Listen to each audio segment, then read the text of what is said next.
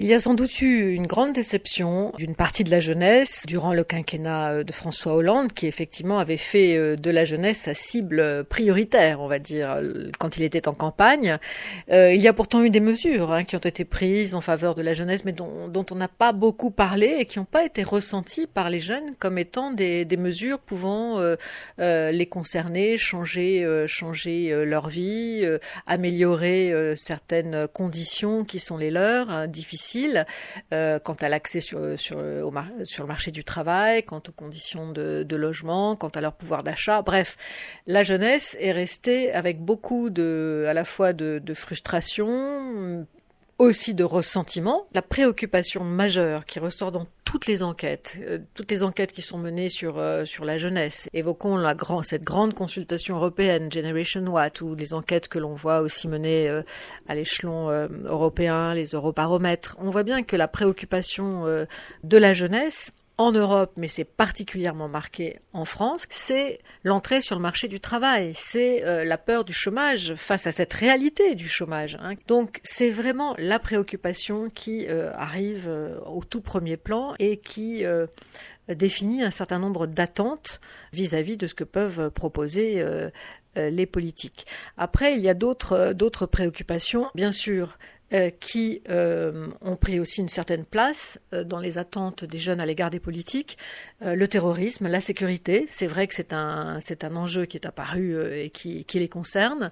Et puis la préoccupation, par exemple, de l'environnement, qui dans l'enquête Generation What, la première vague avait été menée en 2013, et on voit que 3 ans plus tard, la préoccupation de l'environnement a pris une place beaucoup plus importante qu'elle ne l'avait. Est-ce que ces préoccupations-là sont partagées, quels que soient les bords politiques ? La jeunesse est traversée par des fractures sociales, culturelles. Bien évidemment que ces fractures aboutissent à des réponses politiques aussi qui sont différentes et donc à des fractures politiques au sein de la jeunesse. On ne peut pas considérer la jeunesse comme une catégorie sociale homogène. Mais il n'en reste pas moins vrai qu'il y a une expérience générationnelle commune.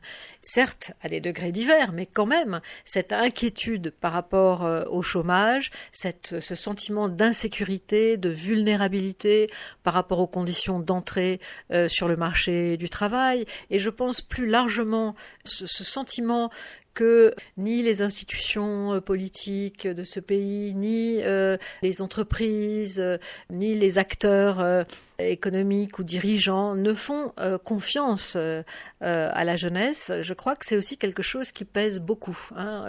Par exemple, dans l'enquête Generation What, on voyait vraiment très très bien cette demande des jeunes qu'on leur fasse confiance, qu'on les aide finalement à être autonomes au sens de qu'on leur donne du travail ou qu'on les aide plutôt à emprunter, à se responsabiliser, à s'engager par eux-mêmes. Et là, je crois qu'il y a vraiment de la part des politiques aujourd'hui quelque chose à comprendre de cette jeunesse qui est vraiment en demande d'autonomie, d'engagement, de responsabilité.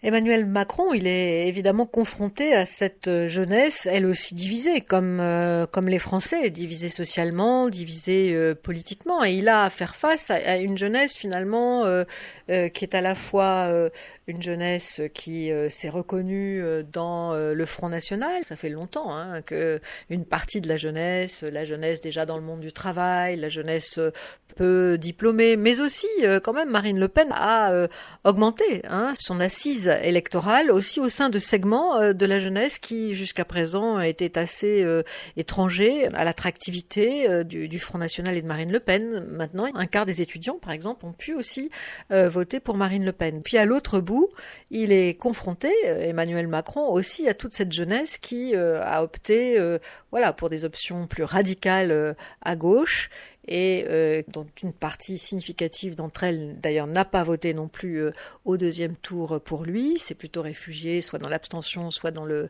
vote blanc, exprimant vraiment là une protestation, je dirais, jusqu'au bout. Donc cette jeunesse va être aussi difficile à convaincre.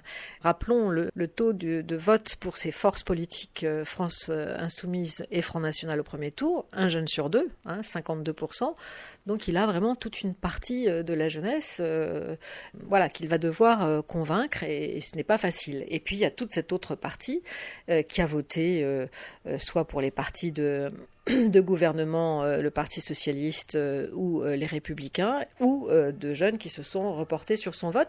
Mais ce qui est très frappant quand on regarde la sociologie du vote pour Emmanuel Macron, c'est qu'il n'y a pas justement d'effet d'âge spécifique. Hein. C'est vraiment Emmanuel Macron a vraiment recueilli des voix dans toutes les classes d'âge de façon assez équivalente. On ne peut vraiment pas parler d'un vote Macron qui serait un vote jeune, par exemple.